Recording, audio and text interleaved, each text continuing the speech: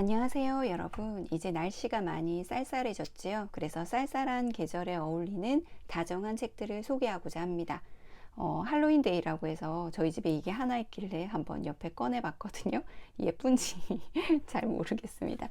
자, 첫 번째 책은 제목도 다정 소감이에요. 김혼비 작가님의 책인데요. 이분 그 여성 축구 관련 책, 그리고 아무튼 술로 유명하시죠. 그리고 남편분하고 같이 전국 축제 자랑이라고 전국의 뭐 고추 축제, 마늘 축제, 의병 축제 등을 돌아다니면서 쓰신 책도 있고요. 워낙 재미있으시고 재치 있으시죠. 그리고 새로운 시선으로도 글을 많이 쓰시고요. 이 책을 통해서도 저도 많은 걸 배웠고 또 키득거리면서 읽었거든요. 그 중에서 제사 이야기가 나와요. 그러니까 그 제사를 지내지 않으면 조상이 그 배고파한다, 혹은 조상이 복을 주지 않는다, 이런 얘기들이 있잖아요. 거기에 대해서 명쾌하게 해답을 내려주세요. 뭐라고 하냐면, 자, 아니 근데 무슨 이야기들이 이렇게 죄다 특정 집단에만 유리하게 선별적으로 짜였는지, 오기야 금이야 손에 물 한 방울 안 묻히고 고생해서 잘 키워낸 손녀를 명절마다 데려다 부려먹는 남자네 집안에 벌을 내리는 조상신 이야기는 왜 없는 걸까?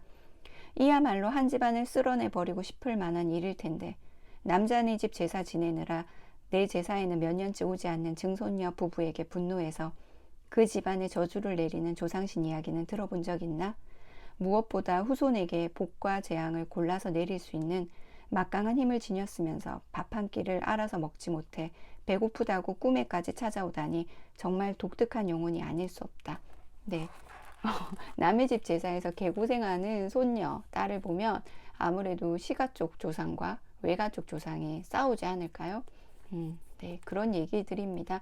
그리고 또한 차별에 대한 내용도 나오거든요. 그러니까 벙어리 장갑, 뭐 손모아 장갑, 유모차가 아닌 유아차, 별거 아닌 것 같고 굳이 까탈스럽게 구애라는 얘기를 들을 수도 있지만, 그런 소소함에서부터 차별이 시작된다고.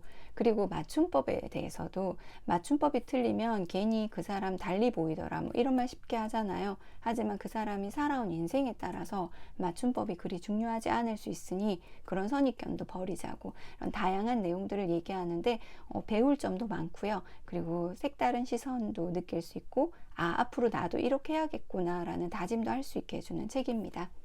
그리고 또 하나는 워낙 유명한 작가님이죠. 좋아하는 분들이 많으실 거예요. 황정은 작가님의 처음 에세이죠. 첫 에세이, 일기입니다. 표지도 너무 예쁘고요. 정말 예쁘고 내용도 정말 좋아요. 그런데 가격은 좀 사악합니다. 책이 작은 데 비해서. 세월호 이야기도 있고요. 그 다음에 코로나 사태로 인해서 집에서 외출하지 못하면서 단절된 삶 속에서 글을 쓰고, 그리고 과거의 상처들을 보듬는 이야기들이거든요. 학대받았던 어린 시절이라던가 그런 것들에 대해서도 이야기를 하고 계세요. 특히나 마지막에는 작가님이 굉장히 큰 용기를 내셔서 자신의 어린 시절의 아픔을 이야기하거든요. 저도 모르게 그 부분을 읽으면서 괜찮아, 네 잘못이 아니야, 그 말을 저도 하고 싶었거든요. 그러니까 그분이 이런 이야기를 쓰신 거는 본인의 일도 있지만 본인과 비슷한 일을 겪었던 분들에게 하고 싶은 말, 위로 같은 말이 아닐까 싶어요. 그래서 이걸 읽으면서 굉장히 몇 번 울컥울컥 했거든요. 참 따뜻하고 좋은 책입니다. 그리고 또 하나는 정말 좋아하는 작가 김초엽 작가님입니다. 이분은 기계에도 항상 따뜻한 마음을 담아주세요.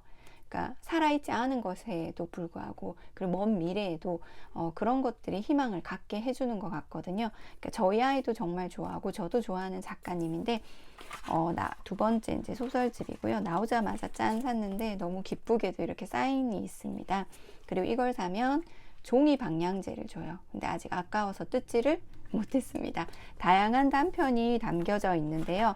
첫 번째 단편이 이제 최후의 라이온이에요. 다른 것도 물론 재미있지만 요 내용을 간단히 설명하면, 지구는 이제 불멸의 지구예요. 미래에는. 그러니까 자신을 복제해서 뇌의 내용을, 데이터를 전송하는 거죠. 그래서 죽지 않는 거예요. 그런데 어느 날 아주 사소한 바이러스가 발생하고, 그렇게 되니까 복제한 신체에 자신의 뇌의 데이터를 옮길 수가 없는 거예요. 그래서 수많은 사람들이 갑자기 죽음에 대해서 두려움을 느끼게 되고 우왕좌왕하면서 이제 떠나게 됩니다. 그러면서 기계들만 남게 되고 그 기계들과 함께 남은 최후의 인간이 바로 라이온이에요. 하지만 지구 생태계가 이제 파괴되면서 관리가 안 되니까요. 라이오니도 살 수가 없겠죠. 그래서 기계들이 라이오니를 떠나보내게 하는데 이 라이오니와 제일 끈끈했던 애가 기계들의 대장인 셀이라는 기계입니다. 이 셀은 끝까지 이제 라이오니를 기다리거든요. 라이오니가 그 터널을 떠나가면서 기계들이 이 터널을 지나갈 수 있는, 그러니까 그 터널을 지나야 먼 행성으로 갈 수 있나 봐요. 그런 방법을 찾아오겠다고 해요. 그러니까 셀과 함께 그 기계들은 터널을 통과할 수가 없거든요. 근데 주인공 나는요, 로몬족입니다. 그러니까 두려움을 모르는 족속이고요. 이들은 주로 멸망한 행성에 가서 필요한 것들을 갖고 와요. 근데 특이하게 이 주인공인 나는 두려움이나 이런 것들을 느끼고 임무 수행을 잘 못해요. 근데 이 지구라는 행성에 오게 되는데 결국 길을 잃고 되게 힘들어 하다가 셀에게 발견돼요.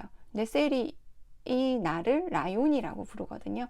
그러면서 마지막에 결국 기계들은 다 죽게 되고 죽음을 맞이하게 되고 이 라이온이라고 불리는 나는 이제 탈출선을 타게 되는데 다행히 이 나가 워낙 뭐 실수도 많고 두려움도 많다 보니까 이제 친구들이 찾으러 온 거예요. 그래서 구조가 되고 이 나는 내가 왜 이런 결함을 가졌는지 알게 되죠. 라이오니의 복제품이었구나라는 뭐 그런 내용인데요.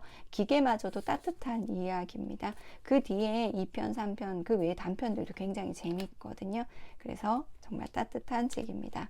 그리고 세 번째는 요겁니다. 다정한 철학자의 미술관 이용법인데요. 이 작가분이 독일에 살고 계시고 철학을 전공하셨는데 그 철학하는 엄마라는 그 글을 쓰셔서 브런치에서 대상을 받으셨대요. 그리고 나서 이제 다시 쓰셨는데 이 책은 아주 옛날부터 굉장히 쓰고 싶으셨다고 해요. 그래서 첫 번째로는 미켈란젤로의 천지창조입니다. 여기 보시면 인간인 아담은 굉장히 건방지게 있어요. 힘도 없고 별로 이렇게 막 적극적이지 않은데 신은 굉장히 적극적인 모습이거든요. 이걸 통해서 인간은 아직 어린아이, 아무것도 모르는 존재이고 겉껍질인 거예요. 그런데 신이 여기 뒤에 보시면 이게 뇌 모양 그리고 정맥동맥을 연결하면 심장 모습 같다고 해요. 그러니까 뇌, 머리와 심장, 가슴을 주로 오는 거죠. 그러니까 겉껍질인 거고 또 하나는 신은 인간의 발명품인 거라고 생각하는 거예요. 그래서 발명품이니까 신이 인간이 자신을 인정해 주기를 바라는 간절함 때문에 신의 손이 더 이렇게 적극적이라는 얘기도 있습니다. 그러면서 신에 대한 내용들이 나와요. 그러니까 홉스는 종교랑 미신은 본질이 같아서 쪽수가 많아서 종교가 됐을 뿐이다. 볼테르는 만약 신이 존재하지 않았다면 우리는 신을 발명했을 것이다. 뭐 이런 내용들이거든요.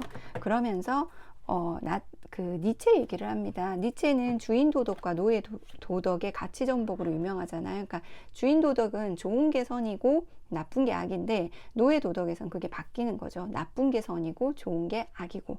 그러니까 행복하고 즐거운 게 아니라 순종하고 견디고 참는 것이 더 선한 것이라고. 결국은 인간 승리, 정신 승리를 하는 거죠. 그러면서 이런 얘기들을 하는 이유가 이제 신으로 상징되는 기존의 권위에 도전한다는 뭐 그런 사회 시스템이 더 중요하다. 이런 철학자들이 신은 있는가에 대한 물음을 나타내는 것 자체가 신으로 상징되는 기존의 권위에 도전한다는 것이다. 라고 하면서 이제 이야기를 맺고 있거든요. 이거 말고도 정의의 여신이라던가 다양한 내용들, 물론 철학에 대한 굉장히 깊이 있는 내용은 아니에요. 그러면 저도 읽기 힘들고 어렵겠죠. 그러니까 그림, 그리고 그 그림에 딱 해당하는 것만에 짧고 쉬우면서 이렇게 떠먹여 주듯이 저 같은 철학에 대한 무지한 사람들도 어느 정도는 알겠다 싶을 정도로 쉽게 잘 쓰셨어요. 그리고 따뜻하고 재미있습니다. 그러면서 제가 받은 사은품은 짠!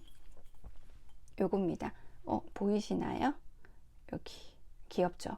무민의 민트색 컵입니다. 워낙 이런 걸 좋아하고 도톰하더라고요. 그리고 또 하나는 요겁니다. 제가 저번에 한번 알라딘에서 차 주전자를 줘서 받았거든요. 요거는 요렇게 차망이 요렇게 있는 어린 왕자예요. 여기에 홍차나 녹차 같은 걸 타 먹으면 좋을 것 같아서 받았습니다. 그러면 여기까지. 추운 날씨에 감기 조심하시고요. 항상 건강하세요. 봐주셔서 고맙습니다.